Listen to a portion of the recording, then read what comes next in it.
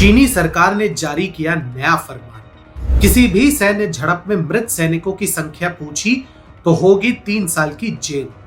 गलवान घाटी हिंसा में मारे गए चीनी सैनिकों का आंकड़ा जारी करने के बाद चीनी सरकार को लोगों के गुस्से का सामना करना पड़ा था, लेकिन अब चीनी सरकार भविष्य में अपने लोगों के गुस्से का शिकार नहीं होना चाहती। चीन को डर है कि अगर जापान, वियतनाम और फिलीपींस के साथ बढ़ते तनाव के बीच उसके सैनिक मारे जाते हैं तो चीनी नागरिक उसके लिए मुश्किलें खड़ी कर सकते हैं। टीएफआई पर आपका स्वागत है और मैं अनिमेश पांडे अब आपको बताने जा रहा हूं कि आखिर कैसे एक कानून के माध्यम से चीनी सरकार अब अपने लोगों पर मृत सैनिकों के विषय को लेकर चर्चा करने से रोक लगाने का काम कर रही है। पिछले वर्ष मई में गलवान घाटी हिंसा के दौरान चीन ने अपने करीब 60 सैनिकों को गंवाया था। इस घटना को घटित हुए अभी 1 साल पूरा होने को आया है, लेकिन चीन के पुराने घाव अभी तक नहीं भरे हैं। शायद यही कारण है कि अब चीनी सरकार ने एक नए कानून के अंतर्गत इंटरनेट पर चीनी सैनिकों की मौत से जुड़े किसी भी खबर पर चर्चा करना गैर कानूनी घोषित कर दिया है।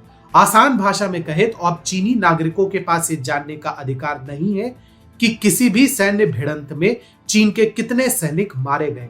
अगर कोई भी चीनी नागरिक ऐसा करता है तो उसे 3 साल जेल की सजा भुगतनी पड़ सकती है। अब बड़ा सवाल यहाँ ये उठता है कि आखिर चीनी सरकार को ऐसा कदम क्यों उठाना पड़ा। दरअसल फरवरी महीने में चीन ने गलवान घाटी में मारे गए सैनिकों की सूचना जारी की थी और ये कहा था कि उसके सिर्फ 4 सैनिक ही मारे गए हैं। हालांकि इसके बाद चीनी लोगों में काफी गुस्सा देखने को मिला था। चीनी लोग चीनी सरकार द्वारा जारी किए आंकड़ों पर सवाल उठा रहे थे। चीनी सरकार ने कहा था कि अपने साथियों को बचाने की कोशिश में चीन के 4 सैनिक शहीद हो गए। इस पर एक प्रभावशाली चीनी वाइबो यूजर ने सवाल उठाते हुए लिखा था, अगर अपने साथियों को बचाते हुए 4 सैनिकों की मौत हुई तो फिर ऐसे भी कई सैनिक होंगे जिनको ये सैनिक नहीं बचा पाए होंगे। ऐसे में मौत का आंकड़ा सिर्फ 4 कैसे? वीपो पर 2.5 मिलियन फॉलोअर्स वाले शख्स के अकाउंट को पहले तो चीन ने सस्पेंड कर दिया और अब नए कानून के अंतर्गत चीन के शहीद सैनिकों का अपमान करने के जुर्म में इस व्यक्ति पर मुकदमा चलाया जा रहा है और अगर ये दोषी सिद्ध होते हैं तो इन्हें 3 सालों के लिए जेल भी जाना होगा। चीनी सरकार ने अपने यहाँ नए कानून को 1 मार्च से लागू किया है। इससे पहले चीनी सरकार ने वर्ष 2018 में कानून बनाया था जिसके अंतर्गत इंटरनेट पर सेना का अपमान करने वालों के विरुद्ध पुलिस जांच तो कर सकती थी, लेकिन उस कानून के अंतर्गत किसी को जेल की सजा देने का प्रावधान नहीं था। अब चीनी सरकार को उम्मीद है कि नए कानून के लागू होने के बाद चीनी लोग भविष्य में किसी भी झड़प की सूरत में चीनी सरकार और पीएलए से मरने वाले सैनिकों की जानकारी नहीं मांग पाएंगे।